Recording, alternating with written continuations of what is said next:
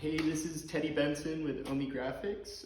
We're going to be talking a little bit today about tearing a print down to the correct size after we've taken it off the wall when it was stapled up there to dry.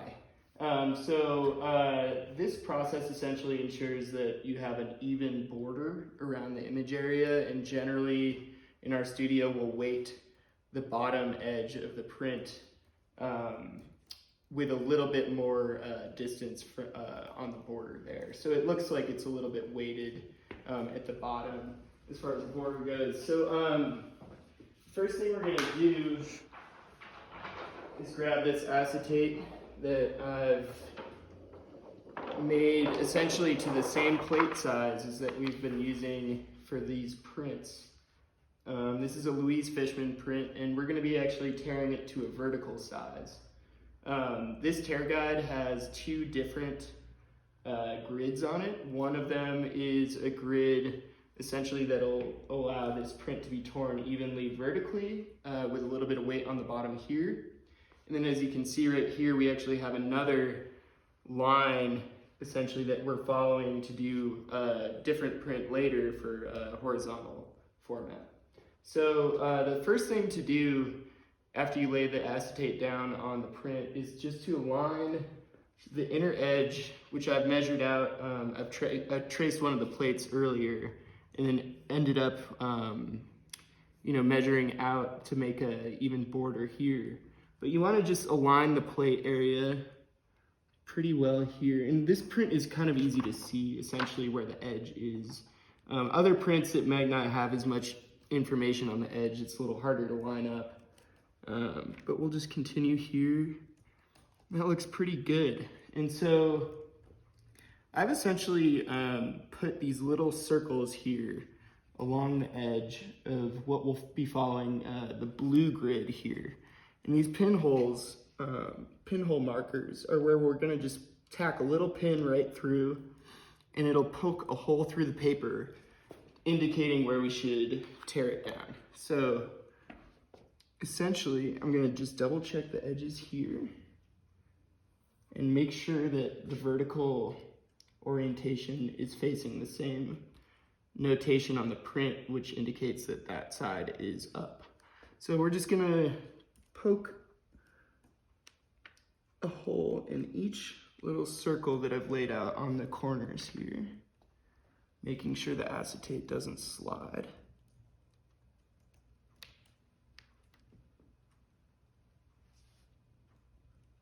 And as you can see, I've actually taped down these red circles, which indicate the horizontal format. So that just makes sure that I'm not poking the wrong hole. So if I'm tearing down a horizontal print, I'll end up just moving those little pieces of tape over to the blue holes so that it'll open up the red holes to use for a horizontal print there. So I've got all of the holes poked. I'll just gently remove the acetate here. And so what I'm going to do now is actually just gently flip this print over. And as you can see, all of these little pinholes are pretty visible from the back. And I like to just do a little field test to make sure that it's not a little piece of dust or anything.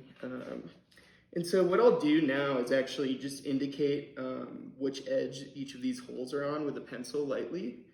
So on the outside edge of each little pinhole, I'll just make a little mark like that in the direction of where that edge is. So that means when I'm using a tear bar later, I'm not aligning the pinholes to improper matches. So essentially I'll just end up knowing that this is the far edge here, this is the far edge here, and I'll use a tear bar to know to align these two pinholes instead of, this could happen accidentally. If you have a pinhole here and a pinhole here, you might end up missing this one and tearing the print incorrectly. So it's just good to kind of indicate on the back the direction of those pinholes. So I'm going to grab a tear bar And this is kind of where we end up actually tearing the print down to size. So I'm actually just going to align the tear bar. And it actually has a little beveled edge here. If you've never used a tear bar before, this is the correct edge to use if you are tearing by hand, bevel side towards the edge.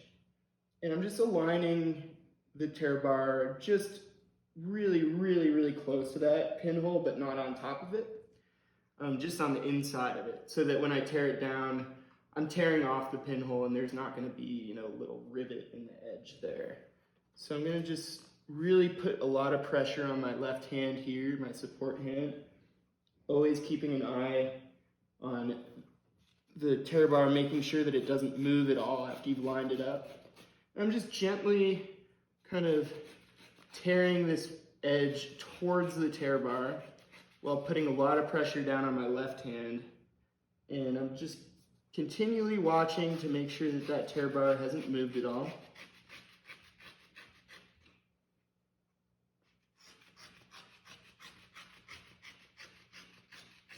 And I'm always, to tear down a print, I'm always tearing down the longest side first, essentially the edges for the long side, just to make sure that my second tears aren't going to be that long. Essentially, if you take the two edges off, it makes the other two edges a little bit shorter to tear down.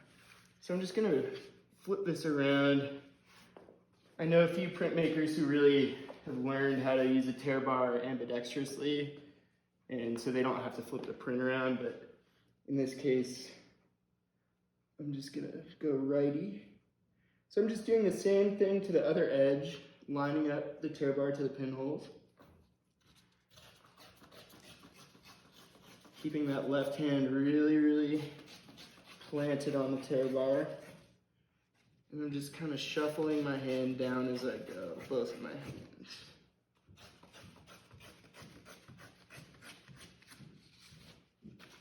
And then, so we have these two edges here. I'm just gonna gently rotate, get that third edge. Make sure we're all lined up here.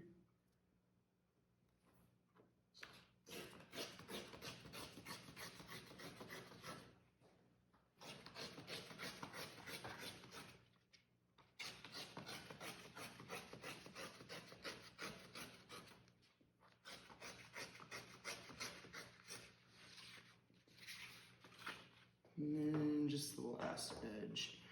And then we're gonna, after I tear this edge down, we'll actually use a clean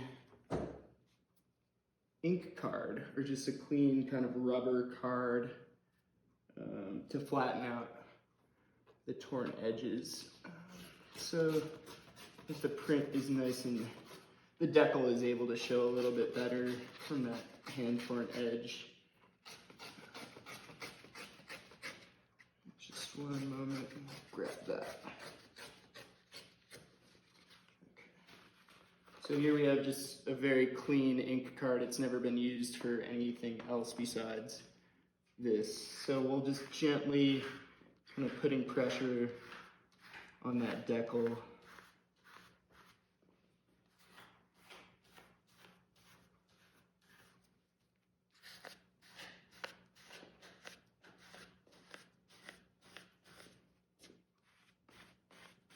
And so now we'll have a print that's torn down with even borders,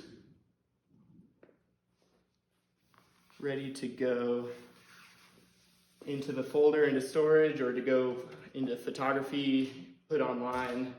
And yeah, I can actually show you the last bit of the process here, actually, to chop the print while we're here.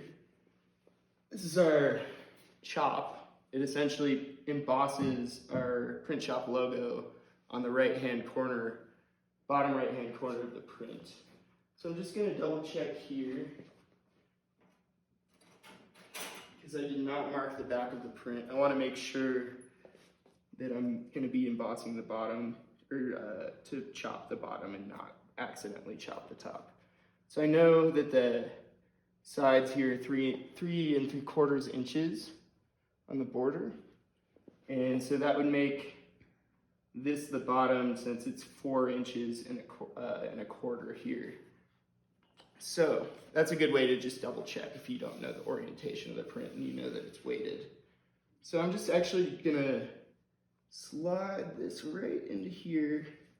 And our chop has 2 little lines as far as orienting the chop to make sure that it's nice and square. So I'm just lining up those 2 lines on our chop to the edge of the paper, and very, very gently pushing down.